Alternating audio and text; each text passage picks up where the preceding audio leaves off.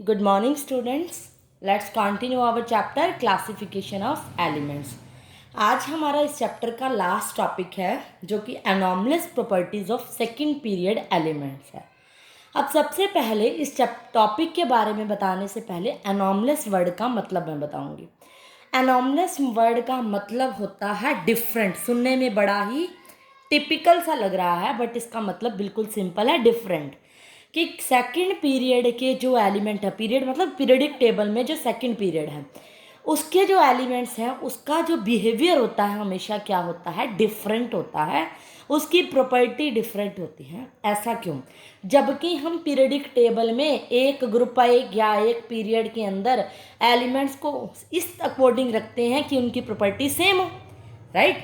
कि periodic table ही इसलिए design करते हैं ताकि हम उनकी प्रॉपर्टीज़ को क्या कर पाएँ, मैच कर पाएँ। हमें पता है उस ग्रुप में सभी एलिमेंट्स की प्रॉपर्टी सेम होगी, पीरियड वाइज भी एलिमेंट्स की प्रॉपर्टी सेम होगी, बट फिर भी पहला जो एलिमेंट सही कह रहे हैं कि सेकंड पीरियड एलिमेंट जो होंगे वो क्या करते हैं, डिफरेंट प्रॉपर्टी शो करते हैं। इसको मैं एक एग्जांपल से शो करती हूँ। जैसे मान लो ग्रुप 1 के एलिमेंट्स लिखे हैं मैंने, लिथियम और सोडियम है। ग्रुप 2 के बेरिलियम मैग्नीशियम है। ग्रुप 13 के उसके बाद 1 2 होता है, ये बीच का, ये वाला ब्लॉक स्किप कर रही हूँ मैं, यहाँ पर आ रही हूँ 13 और फिर 14 और 15 इस तरह से चलता होता है। एस पी और डी ब्लॉक होता है ना, एस और पी ब्लॉक की हम बात कर रहे हैं। तो यहाँ पर क्या होता है, ग्रुप 13 और 14 के एलिमेंट्स, मैंने दो दो एलिमेंट्स रख लिए। मैं क्या बताना चाह रही हूँ, होना क्या चाहिए, लिथियम सोडियम और इस ग्रुप के सभी एलिमेंट्स की प्रॉपर्टी सेम होनी चाहिए। इनकी अपनी सेम होनी चाहिए, इनकी अपनी और इनकी अपनी। ये भी होती है, ये चीज़ें भी मैच करती हैं। लेकिन अगर आप देखोगे कि जो फर्स्ट एलिमेंट है हमेशा हर ग्रुप का, ये हर ग्रुप का फर्स्ट एलिमेंट जो होता है वो डिफरेंट एनॉमलस बिहेवियर शो करता है। मतलब इन सारे ग्रुप से, इन सारे पीरियड से इसकी प्रॉपर्टी क्या होती है, डिफरेंट होती है। अब ये रीज़न क्या, इसका क्या मतलब है, एक्चुअल में क्या होता है बाद में बताऊंगी कि क्यों उसकी प्रॉपर्टी डिफरेंट होती है, कैसे होती है। लेकिन एक्चुअल में इसकी जो प्रॉपर्टी होती है किससे मैच करती है, इस ग्रुप के मैग्नीशियम से, बेरिलियम के इस ग्रुप से एल्युमिनियम से, सेकंड एलिमेंट से, और यहाँ वाले इसके फर्स्ट एलिमेंट की इसके सेकंड एलिमेंट से। और यहाँ पर इस तरह से ये क्या बन गया, जैसे मैथ्स में आपने पढ़ा होगा स्क्वायर के जब अपोजिट वर्टेक्स या रेक्टेंगल के अपोजिट वर्टेक्स आपस में मिलते हैं तो डायगोनल बनते हैं और डायगोनल रिलेशनशिप बोलते हैं। इसी तरह से पहला एलिमेंट दूसरे से मिलकर यहाँ क्या बनाता है, एक डायगोनल बनाता है, अपोजिट वर्टेक्स। यहाँ पर क्या है, इस तरह के रिलेशन को हम बोलते हैं डायगोनल रिलेशनशिप। कि इन एलिमेंट्स की जो प्रॉपर्टी होती है वो डायगोनली आपस में मैच करती है, सीधे मैच नहीं करती। ये तो एक अलग कंसेप्ट है डायगोनल रिलेशनशिप। अब रीज़न ये है कि अनॉमलस प्रॉपर्टी शो ही क्यों करता है, टॉपिक का नाम ही यही है ना। तो इसके मेन रीज़न, कई बार ये क्वेश्चन पूछ लेता है, why the elements of second period show anomalous behaviour. तो इसका बड़े ही शॉर्ट में पॉइंट में आंसर देना है। फर्स्ट रीज़न तो आप लिखोगे ड्यू टू स्मॉल साइज, ये इसका आंसर है। ये एक अलग कंसेप्ट था, इसका आंसर रीजंस जो हैं वो ये है, पहला स्मॉल साइज की वजह से। अगर आप इस ग्रुप में एलिमेंट्स की बात करो, लिथियम सोडियम जो भी अगला एलिमेंट होता है, पोटेशियम होता है, फिर रुबिडियम होता है, इस तरह से सीजियम होता है एलिमेंट। मतलब पूरे ग्रुप के एलिमेंट्स की प्रॉपर्टीज अगर आप देखोगे तो सबसे पहला एलिमेंट बाकी के एलिमेंट से क्या होगा, छोटा होगा। तो इसीलिए कहते हैं due to small size of atom and its ion. जो पहले एलिमेंट्स का जो साइज है, उसके आयन का जो साइज है एटम का, वो सबसे छोटा होता है और उसकी प्रॉपर्टी डायगोनली इससे मैच करती है। बेरिलियम सबसे छोटा होगा, मैग्नीशियम इस तरह से, इसके जो ग्रुप के अंदर बात करेंगे। अपने 13 ग्रुप में बोरोन सबसे छोटा होगा, सबसे ऊपर obviously atomic number wise elements को रखा जाता है तो साइज छोटा होता है इसके एटम का भी और इसके आयन का भी। इस वजह से क्या होता है, ये एनॉमलस बिहेवियर शो करता है।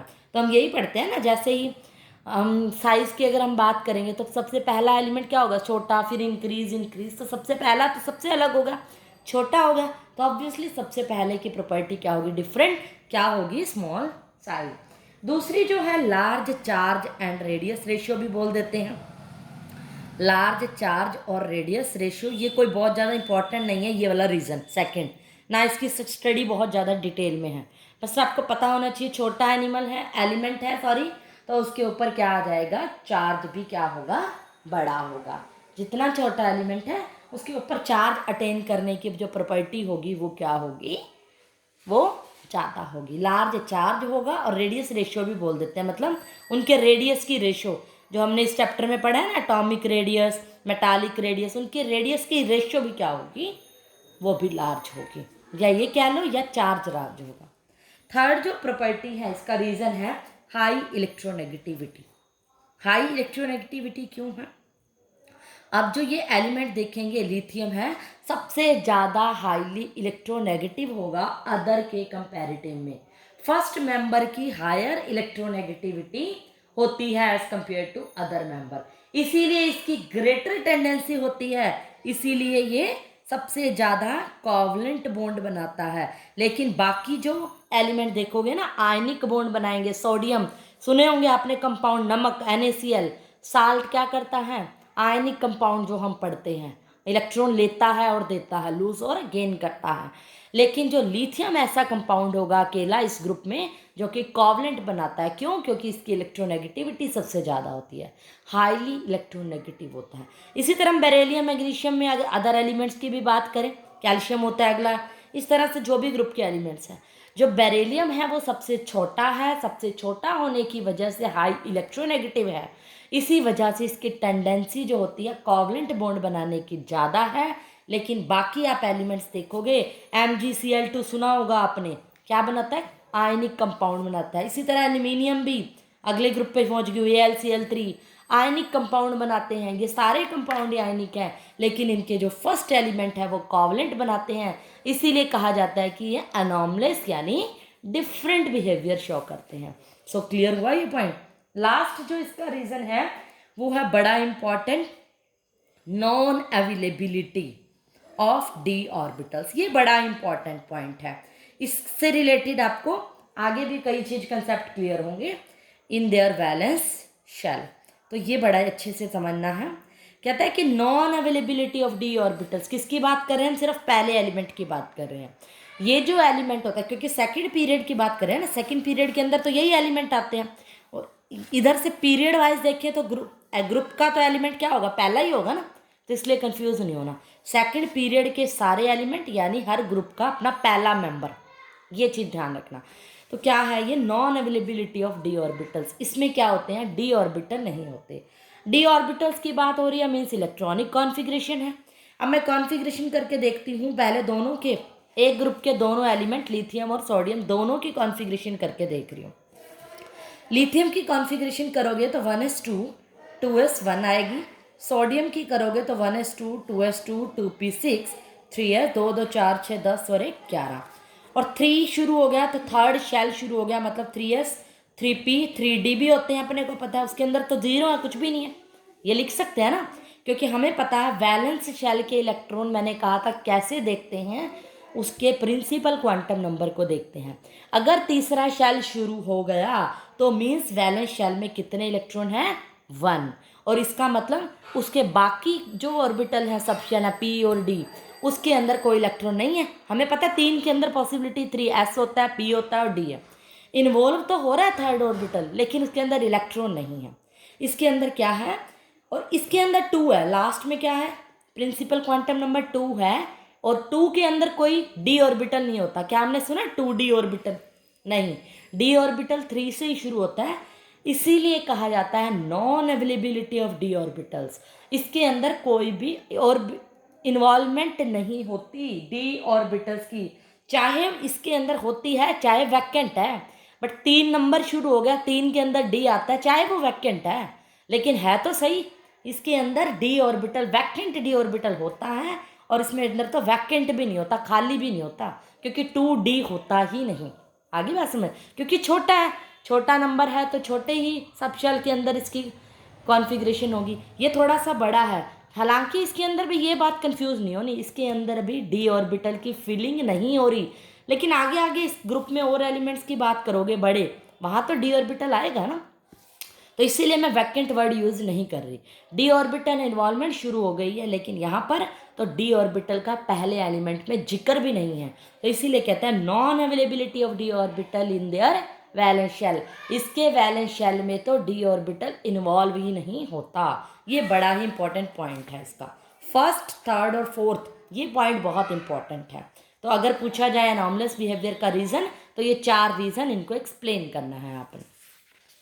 उसके बाद जो हमारा ट्रेंड आता है पीरियडिक टेबल में, पीरियडिक ट्रेंड्स जो आते हैं मेटालिक करैक्टर का, ये बड़ा ही छोटा सा पॉइंट है, इसके ऊपर कई बार क्वेश्चन पूछ लेता है मेटालिक प्रॉपर्टीज़ का। अब देखो, अब आप पीरियडिक टेबल की बात करते हो, लेफ्ट टू राइट पीरियड्स की बात मैं कर रही हूँ। मैं कोई भी पीरियड की एलिमेंट लिख लेती हूँ, सेकंड के, थर्ड के, कोई भी लिख लो। अब सेकंड पीरियड के एलिमेंट लिखोगे, lithium, beryllium, boron, carbon, nitrogen, oxygen, fluorine, neon, ये एलिमेंट होते हैं। थर्ड पीरियड के करोगे, sodium, magnesium, aluminium, silicon, sulphur, chlorine और आर्गन होते हैं। अब देखो सेकंड पीरियड वाइज जब मैं जाऊं, तो लिथियम क्या है, मेटल है, आपको पता है। बेरिलियम मेटल है। बोरोन में दोनों की प्रॉपर्टी आती है, मेटल भी होता है और नॉन मेटल भी, और जिसमें दोनों प्रॉपर्टी हैं वो क्या होता है, मेटलॉइड। ये दोनों क्या है, मेटल्स। कार्बन हमें पता है, इसके एलोट्रोप्स भी होते हैं, ये सारे क्या है, non metal. Nitrogen, oxygen, fluorine, neon, ये सब क्या है, नॉन मेटल्स। तो अब देखो यहाँ मैं गई तो मेटालिक करेक्टर यानी मेटालिक प्रॉपर्टी की बात करूं, अगर मैं लेफ्ट से राइट जा रही हूँ, अलोंग द पीरियड अगर मैं जा रही हूँ, तो मेटालिक करेक्टर क्या और साफ पता चल रहा है। कोई भी एक पीरियड की स्टडी कर लो, सारों का रीज़न वहीं से मिल जाएगा। मेटल की तरफ तो घटती जा रही हो ना, नॉन मेटल बढ़ रहे हैं, तो मेटालिक करेक्टर आप अलोंग द पीरियड की बात करोगे तो क्या हो रहा है, डिक्रीज। और इसकी जगह अगर मैं कह दूं नॉन मेटालिक प्रॉपर्टी कैसे हो रही है, नॉन मेटल तो बढ़ रहे हैं ना, नॉन मेटालिक प्रॉपर्टी क्या हो रही है, इंक्रीजेस। तो आप इसको बुक में ऐसे लिखा होगा, मेटालिक करेक्टर इधर से क्या कर रहे हो, डिक्रीज हो रहा है जब ऐसे जा रहे हो, और जो नॉन मेटालिक करेक्टर है वो क्या हो रहा है, इंक्रीजेस। तो अगर आपको पूछा जाए along the period metallic character increase होता है या डिक्रीज, तो भी आप इसमें बता सकते हैं। एक क्वेश्चन ये पूछता है कि एसिडिक करेक्टर इंक्रीज होता है या डिक्रीज होता है, ये तो मेटालिक और नॉन मेटालिक था। एसिडिक और बेसिक करेक्टर के बारे में भी पूछ लेता, इसका आंसर भी हम इसी से लेंगे। पहला एलिमेंट जैसे लिथियम है, तो लिथियम के ऑक्साइड्स से आप पढ़ लो, इनके मैं ऑक्साइड्स बनाती हूँ। लिथियम का ऑक्साइड्स होगा Li2O। अगला एलिमेंट कौन है, बेरिलियम, बेरिलियम का ऑक्साइड BeO, और उसके बाद अगर जाओगे बोरोन B2O3। इस तरह से हम चलते जाएंगे।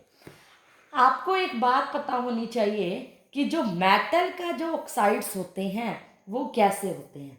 मेटल का जो ऑक्साइड्स का नेचर होता है वो बेसिक नेचर का होता है। ये बात आपने 10th क्लास में पढ़ी होगी कि मेटल्स के जो ऑक्साइड्स होते हैं वो बेसिक नेचर के होते हैं। अगर नहीं किसी को याद तो ये ध्यान रखना, मेटल का ऑक्साइड्स बेसिक नेचर का होता है। अब देखो यहाँ मैंने ऑक्साइड्स लिख लिए, और मुझे पता है मेटल का जो मेटालिक करेक्टर है यहाँ जब मैं जा रही हूँ तो डिक्रीज हो रहा है, इसका मतलब बेसिक करेक्टर भी क्या होगा, डिक्रीज ही होगा। जब मेटल ही डिक्रीज हो रहे हैं तो बेसिक करेक्टर भी डिक्रीज होगा, क्योंकि मेटालिक के ऑक्साइड्स क्या होते हैं, बेसिक करेक्टर के। इसीलिए अलोंग द पीरियड जब मैं इधर जाऊंगी तो जो बेसिक करेक्टर होगा वो क्या होगा, डिक्रीजेस, क्योंकि मेटल ही कम हो रहे हैं। और उल्टा हो जाएगा, अगर बेसिक नहीं है तो ऑब्वियसली उसका कैसा करेक्टर है, नॉन मेटल के ऑक्साइड्स कैसे होते हैं, एसिडिक। ये बात ध्यान रखना, नॉन मेटल कैसे, ये बात प्रूव करूं, नॉन मेटल के जो ऑक्साइड्स हैं वो कैसे होते हैं, एसिडिक होते हैं। कोई एग्जाम्पल देख लो, नॉन मेटल क्या है, कार्बन, उसका oxide carbon dioxide, carbon dioxide is a gas, तो वो कैसी नेचर हुई, गैस है तो वो कैसी नेचर होगी, एसिड की फॉर्म में निकलेगी ना बाहर, गैस की फॉर्म में, एसिड की फॉर्म में बाहर निकलती है। इसीलिए कहा जाता है नॉन मेटल का ऑक्साइड एसिडिक, मेटल का ऑक्साइड बेसिक। अगर मेटालिक करेक्टर ही डिक्रीज हो रहा है तो बेसिक करेक्टर भी डिक्रीज होगा इधर जाएंगे तो, और एसिडिक करेक्टर क्या होगा, इंक्रीज। ऑब्वियसली बेसिक डिक्रीज हो रहा है तो एसिडिक तो इंक्रीज ही होगा। इसी तरह से अगर हम नीचे उल्टा चले जाएं, यहाँ से इधर जाएं, तो बेसिक करेक्टर क्या होगा, इंक्रीज होगा। उल्टा आ रही हूँ क्योंकि इस बार मैं मेटल्स की तरफ बढ़ रही हूँ, तो बेसिक करेक्टर इंक्रीज होगा और एसिडिक करेक्टर क्या होगा, डिक्रीज होगा। ऑब्वियसली ऐसा ही होगा ना, इधर से इधर चलूँ, इधर से इधर जाऊंगी तो basic character decrease, acidic character increase. तो अगर आपको मेटल नॉन मेटल का पता चल गया, उनके ऑक्साइड से आप एसिडिक और बेसिक करेक्टर का भी पता लगा सकते हो। इसी तरह के कंसेप्चुअल क्वेश्चन आपको देखने को मिलेंगे। और इस चैप्टर में कोई भी न्यूमेरिकल्स नहीं है। इस चैप्टर में जो क्वेश्चन आता है वो कंसेप्ट से रिलेटेड आता है। 4 ही प्रॉपर्टी हैं इसके अंदर देखा जाए तो, एटॉमिक रेडियस, कोवलेंट और मेटालिक रेडियस। रेडियस को तो हम एक ही में काउंट करते हैं, रेडियस प्रॉपर्टी। फिर हमने पढ़ी थी आयनाइजेशन एंथैल्पी, फिर इलेक्ट्रॉन गेन एंथैल्पी और फिर इलेक्ट्रॉन नेगेटिविटी। मेन तो ये 4 प्रॉपर्टी से ही कंसेप्चुअल क्वेश्चन बन के आते हैं। अब इनके कंसेप्चुअल क्वेश्चन करके देखना, बड़े इजीली सॉल्व हो जाएंगे। मेन क्वेश्चन यहीं से आएगा, इन चारों प्रॉपर्टी से ही आएगा, या फिर एक लास्ट वाले टॉपिक से एसिडिक करेक्टर बेसिक करेक्टर से आ जाएगा। अब कंसेप्चुअल क्वेश्चन ट्राई करके देखोगे तो इजीली हो जाएंगे। इसमें कोई न्यूमेरिकल्स नहीं है, सिर्फ कंसेप्ट हैं, एनसीईआरटीज आपने ध्यान से करने हैं। तो आज हमारा ये चैप्टर यहीं पर ख़त्म होता है। नेक्स्ट लेक्चर में, नेक्स्ट वीडियो में मिलेंगे हम अगले चैप्टर के साथ। तो जाने से पहले लाइक, शेयर और सब्सक्राइब करना ना भूलिएगा। That's all.